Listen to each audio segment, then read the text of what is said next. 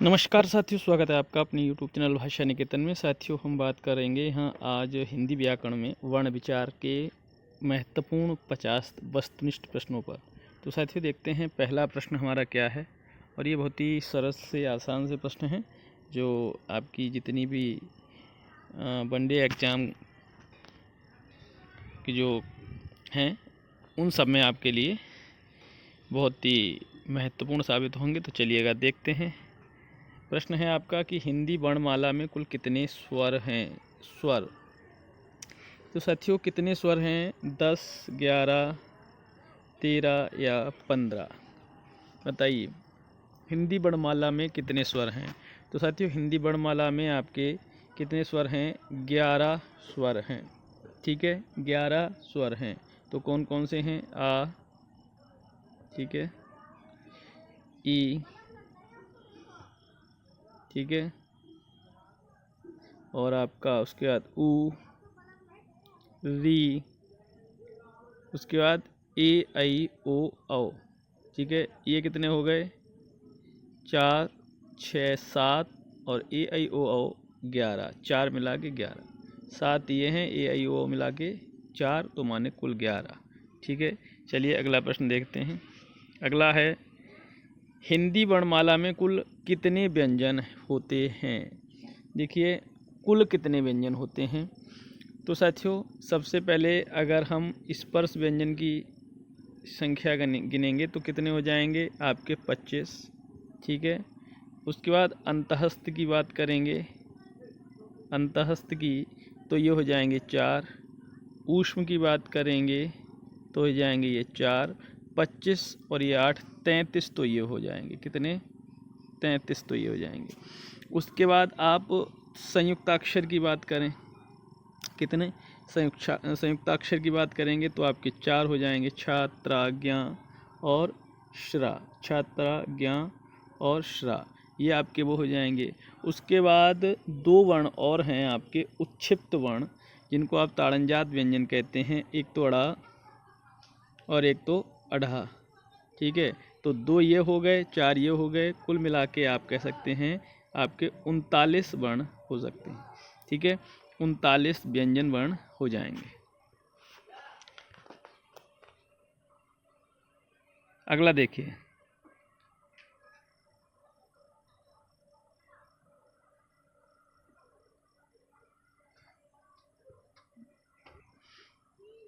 अगला है आपका कि आ किस प्रकार का स्वर है। आ किस प्रकार का स्वर है? दीर्घ, प्लुत, हृस्व या संयुक्त। देखिए, आ आपका हृस्व वर्ण है। ठीक है, हृस्व स्वर है आ। ठीक है, हृस्व है। ठीक है, हृस्व के माने होता है जो लघु है या जिसकी मात्रा काल कितना हो? 1 हो, जिसका मात्रा काल 1 हो। ठीक है, अगला प्रश्न देखिए, आ किस प्रकार का स्वर है? आ माने आपका दीर्घ। आ किस प्रकार का स्वर है? हृस्व। तो दीर्घ है, ये क्या है? दीर्घ।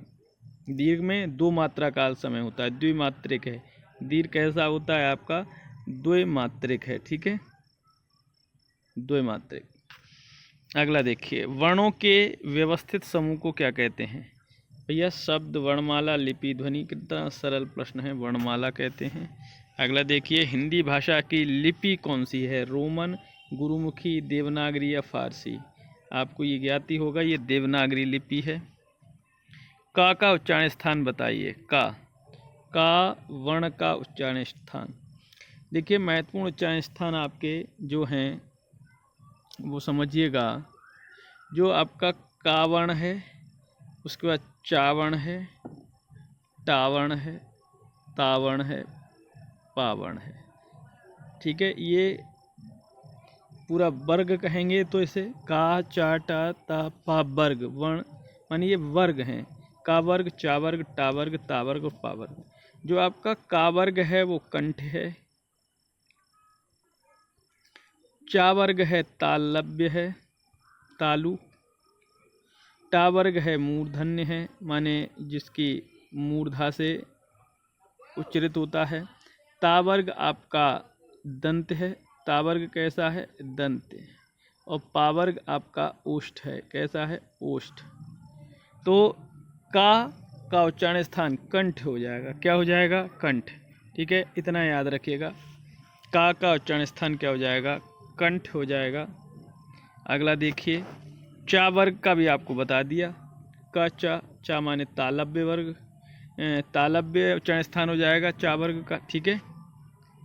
और टा वर्ग का आपको भी क्या बताया है ना, ये दंत क्या है, दंत में आपका ता वर्ग है, कंठ आपका का वर्ग है, ओष्ठ आपका पा वर्ग है, और मूर्धन्य आपका टा वर्ग है। क्या है, टा वर्ग, ठीक है। ता वर्ग अभी मैं बताया था, तालव्य चा वर्ग है, ये आपका टा वर्ग है मूर्धन्य। दंत ता वर्ग है, दंत क्या है आपका, ता वर्ग है, ता, और कंठ का वर्ग है। पा वर्ग में मैं आपको बता ही दिया हूँ, ओष्ठ है। पा वर्ग क्या है, कंठ तालु दांत ओष्ठ, ओष्ठ है, पा वर्ग ओष्ठ है। पा वर्ग आपका क्या है, ओष्ठ है, ठीक है। हाँ, निम्न में से कौन सा अंतस्थ व्यंजन है, का अंतस्थ नहीं है, स्पर्शीय है, स्पर्श व्यंजन। चा भी स्पर्श है, शा आपका ऊष्म है, ऊष्म, और या आपका अंतहस्थ व्यंजन है, अंतहस्थ, ठीक है, याद रखिएगा अंतहस्थ। ऊष्म व्यंजन कौन से हैं, या रा लावा शा शाहा ताथा दाधा और पाफा बाभा। तो ऊष्म में आपके क्या आते हैं, ऊष्म, ऊष्म में आपका शा शा साहा, ये आपका अंतहस्थ हो जाएगा, या रा लावा, ठीक है। ये देखिए, ये क्या कहलाता है, इस तरीके से बिंदु लगा है, ये क्या कहलाता है, विसर्ग अनुस्वार अनुनासिक की हलंत। देखिए ये विसर्ग होता है, ये अनुस्वार है, अनुनासिक आपका क्या है, चंद्र बिंदु, और हलंत क्या है, जो आपके नीचे इस तरीके से लगता है, जैसे डा में ये लग गया, तो ये अनुस्वार है, क्या है, अनुस्वार है, एक बिंदु अनुस्वार है। ये आपका दो बिंदु इस तरीके से लगते हैं, ये हो गया अनुस्वार, चंद्र बिंदु अनुनासिक, विसर्ग आपका किस तरीके से, ये हो गया। नुक्ता क्या होता है, नुक्ता, जैसे ये का में यहाँ नुक्ता लगता है फारसी भाषा में, ये बिंदु, वर्ण के नीचे बिंदु, ठीक है। और ये विसर्ग हो गया, ये क्या हो जाएगा आपका विसर्ग। ये अनुनासिक है, ये विसर्ग हो गया, ये अनुनासिक हो जाएगा चंद्र बिंदु। क्षा, क्षा क्या है, ये क्षा, ये संयुक्ताक्षर है, ठीक है। स्वर, मूल व्यंजन, संयुक्त व्यंजन या अयोगभा, ये आपका संयुक्त व्यंजन या संयुक्त अक्षर है, ठीक है। निम्न में कौन सा घोष वर्ण है, देखिए घोष वर्ण माने सघोष वर्ण, ठीक है। घोष वर्ण माने सघोष वर्ण, का, ख, ग और च। तो आपको बताना है घोष वर्ण, तो आप याद रखिएगा, का माने ख, ग, घ और ग, ठीक है, माने पहला, दूसरा, तीसरा, चौथा, पांचवा।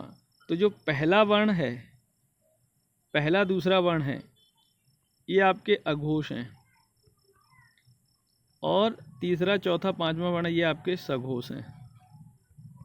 क्या हैं, सघोष हैं, ठीक है, याद रखिएगा।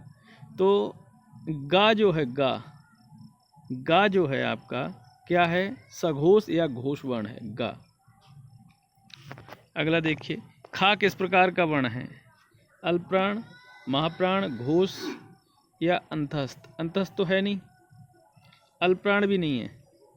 देखिए घोष में आपको मैं कितना बताया, तीसरा, चौथा और पांचवा वर्ण जो है प्रत्येक वर्ग का, वो आपका घोष है, और ये है वर्ण आपका महाप्राण, क्योंकि खा आपका दूसरा वर्ण है, पहला दूसरा माने का खा है ना, दूसरा ही तो है, तो दूसरा तो घोष में आएगा नहीं, तीसरा, चौथा, पांचवा वर्ण आएगा, गा, घा, गंगा आएगा। ये महाप्राण वर्ण है। महाप्राण क्या होता है, जब इसको बोलेंगे तो जो वायु है, मुखावयव से जो वायु है वो आपकी अधिक से अधिक मुख से बाहर आएगी, तो ये महाप्राण है। अगला देखिए, गा किस प्रकार का वर्ण है, गा, अघोष, घोष, ऊष्म या स्पर्श। देखिए स्पर्श भी है, गा आपका स्पर्श भी कहेंगे, इसके अलावा घोष और अघोष में बताइए। गा आपका कैसा है? घोष वर्ण है, घोष वर्ण हो जाएगा गा, और स्पर्श भी हो जाएगा, ऊष्म नहीं होगा और अघोष नहीं होगा। वर्ण विचार में किसका अध्ययन किया जाता है? वर्ण का ही किया जाएगा। हिंदी वर्णमाला का पहला स्वर क्या है? बड़ा सरल सा प्रश्न है, अ है। निम्न में कौन सा दीर्घ स्वर है? बताइए इनमें से दीर्घ स्वर कौन सा है? तो साथियों देखिए, ई, ऊ और री ये आपके ह्रस्व हैं। क्या हैं? तीनों ह्रस्व हैं। लेकिन ये ए जो है आपका दीर्घ है। क्या है? दीर्घ है। ठीक है। और संयुक्त स्वर भी इसको कहते हैं। री किस प्रकार का स्वर है? दीर्घ, ह्रस्व, प्लुत या संयुक्त? री आपका ह्रस्व है। री आपका कैसा है साथियों? ह्रस्व है। ठीक है। दीर्घ री होता नहीं है। यारा लावा को क्या कहते हैं साथियों? सबसे पहले ही बात हुई है इसकी। अंतःस्थ हैं। यारा लावा आपके अंतःस्थ हैं। स्पर्श 25 व्यंजन है। प्रत्येक वर्गीय व्यंजन भी कहेंगे इनको। का वर्ग, चा वर्ग, टा वर्ग, ता वर्ग, पा वर्ग, ये सभी। ठीक है। ऊष्म में आपके श, श, स, स, हा आ जाएगा। संयुक्त में आपका छ, त्र, ज्ञ और श्रा। देवनागरी की लिपि किस प्रकार की लिपि है? ध्वन्यात्मक, सांकेतिक या आपकी वैज्ञानिक? नहीं। तो इसमें आपको बताना है देवनागरी लिपि कैसी है ना? ध्वन्यात्मक है, सांकेतिक है। साथियों कैसी है? ध्वन्यात्मक लिपि है। हिंदी वर्णमाला का अंतिम व्यंजन कौन सा माना जाता है? ज्ञ। कौन सा माना जाता है? ज्ञ। याद रखिएगा, ये हिंदी वर्णमाला का अंतिम व्यंजन है। टा कौन सा व्यंजन है? टा आपको बताया था दंत्य, तालव्य, मूर्धन्य, ओष्ठ। आपका दंत्य तो ता वर्ग है, तालव्य चा वर्ग है, मूर्धन्य टा वर्ग है, ओष्ठ पा वर्ग है। तो ये टा वर्ग का है, मूर्धन्य है। फा का उच्चारण स्थान क्या है? कंठ, दांत, तालु, ओष्ठ। बताइए। फा, पा, फा।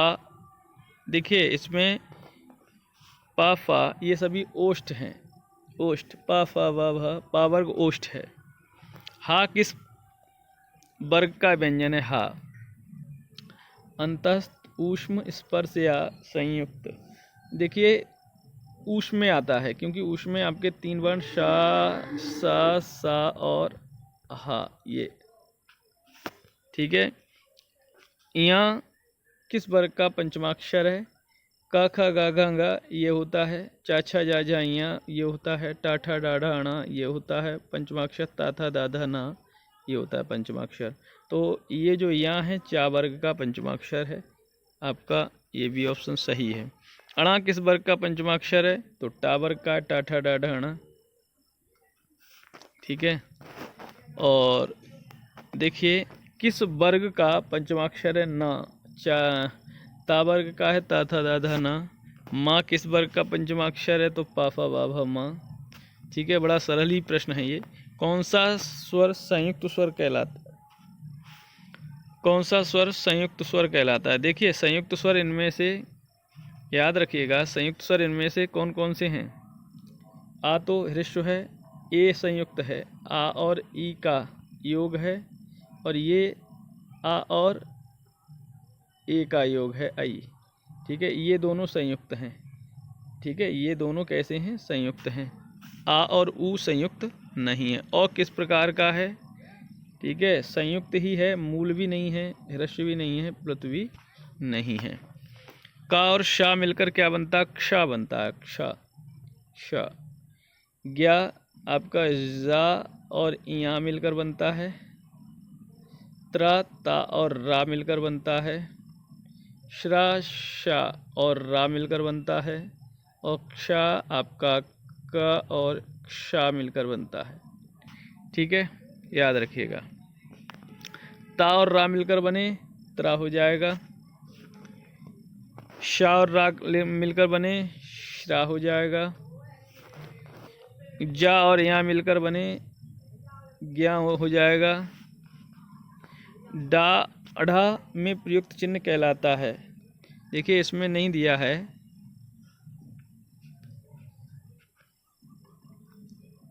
ये देखिए, ये यहाँ बिंदु लगेगा, ये जो यहाँ नहीं दिया है ये वाला, इसको हम विसर्ग, नुक्ता या अनुस्वार या हलंत, ये अढ़ा और डा में जो प्रयुक्त है इसमें से कोई नहीं है, उसको हम ताड़नजात बिंदु कहते हैं। ताड़नजात या उत्क्षिप्त या द्विगुणित आपका बिंदु कहलाता है। इनमें से कोई बिंदु का नाम नहीं है वो। हलंत आपका इस तरीके से लगता है, अनुस्वार आपका ये, नुक्ता आपका ये बिंदु लगता है वो फारसी में लगता है, विसर्ग इस तरीके से 2 बिंदु लगते हैं। ठीक है। हिंदी में कुल कितने अयोगभाव होते हैं? 2 होते हैं। कितने होते हैं? 2। ठीक है। एक तो विसर्ग होता है और एक अनुस्वार। अनुस्वार और विसर्ग को क्या कहते हैं? अयोगवा कहा जाता है। क्या? अयोगवा कहा जाता है। भा कौन सा व्यंजन है? भा अल्पप्राण, महाप्राण, ऊष्म, अंतस्थ। ऊष्म भी नहीं है, अंतस्थ भी नहीं है ना। और देखिए अल्पप्राण और महाप्राण समझिए, पहला, तीसरा, पांचवा और दूसरा और चौथा। पहला, तीसरा, पांचवा को अल्पप्राण कहते हैं, अल्पप्राण, और दूसरा, चौथा को महाप्राण कहते हैं। ठीक है। क्या कहते हैं? महाप्राण कहते हैं। तो पा, फा, बा, भा, तो भा है चौथा, तो ये महाप्राण में आएगा। किस में आएगा? महाप्राण में। का कौन सा व्यंजन है? घोष, महाप्राण, अघोष या अंतस्थ। देखिए अंतस्थ तो है नहीं, है ना, और घोष भी नहीं है, महाप्राण भी नहीं है, तो ये अघोष है। क्या है? अघोष है, माने पहला दूसरा अघोष होता है।